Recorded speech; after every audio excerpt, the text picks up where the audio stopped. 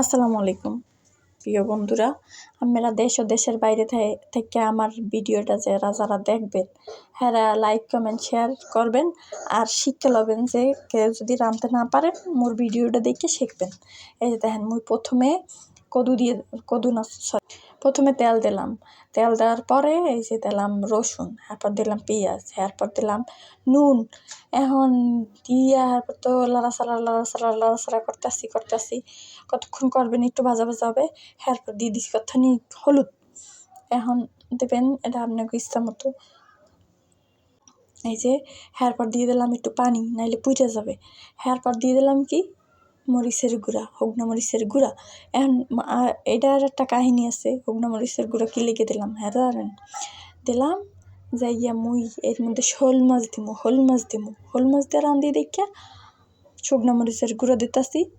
আর যদি চিংড়ি মাছ দিয়ে রাঁধতাম বা এমনি রাঁধতাম হলে মুই কাঁচামরিচ দিয়ে রাঁধতাম। এখন এটা নাইলে কালারটা ভালো আইবে না, বুঝছেন? শোল মাছটা খাইতে কিন্তু সেই টেস্ট, সেই মজা লাগে, বুঝছেন? আমরা কেমনে খান জানি না, মুই চিংড়ি মাছ দেখাই, শোল মাছ দেখাই আর হইছে যাইয়া গোস্তির দেখাই। এখন আপনারা যদি আর কিছু দেখা খান হ্যাঁ মোর একটু জানাইয়েন, হলে মুই হেদ দেও খামো, খাইয়ে দেখবো অনেক কেমন লাগে। হ্যাঁ, তো আপনারাও এমন খাবেন। হ্যাঁ, মুই যেমন রাঁধতাছি এমন রাঁধবেন, খাবেন, দেখবেন যে সেই টেস্ট মজার সাথে খাইতে পারবেন না। হ্যাঁ, যাই হোক, এই যে লাড়াচাড়া করতেছি, কষাইতে হবে ইচ্ছা মতো, মানে যতক্ষণ আপনি পারবেন। হ্যাঁ, তো মুই তো কষাইতেছি, মোর ভালো লাগতেছে কষাইতেছি মন মতো কষাইতেছি। এরপর দিয়ে দেবো কি পানি। এই মনে রাখেন, এতে কিন্তু বেশি পানি দেওয়া যাইবে না, হলে কিন্তু একবারে যে আডু সমান ঝোলই যাইবে। এখন ঝোলই গেলে তো আর আপনারা খাইতে পারবেন না এতখানি ঝোল। তো মুই অল্প একটু পানি দিছি, এই যে দেখেন বেশি না দিয়া, এই যে এর ভিতরেই আর কি কদুরি দিয়ে দিতে আসি, কারণ কদুর দিয়ে পানি বেরিয়েবে কিন্তু, তো ওই পানিতেই হইয়ে যায়, বেশি পানি লাগে না। তো দিতে আসি।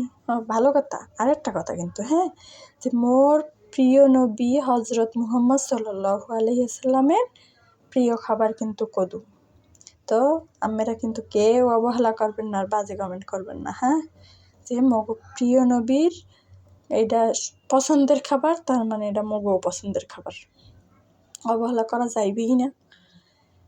যাই হোক, অনেক কথাই তো কইয়া লাইলাম। এই যে এরপর ঢাকনা দিয়ে আটকে দিছি, সেদ্ধ হয়ে গেছে, দেখছেন? সেদ্ধ হওয়ার পরে এই যে দেখাইতেছি, এই যে এরপর ধনিয়া পাতা ছিটিয়ে দেবেন কতটি, দেখবেন সেই স্বাদ, অনেক স্বাদ। ধনিয়া পাতা দিলে কিন্তু অনেক স্বাদ হয়ে যায়।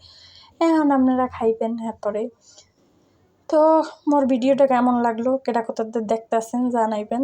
ভালো থাকবেন, সুস্থ থাকবেন, আল্লাহ হাফেজ।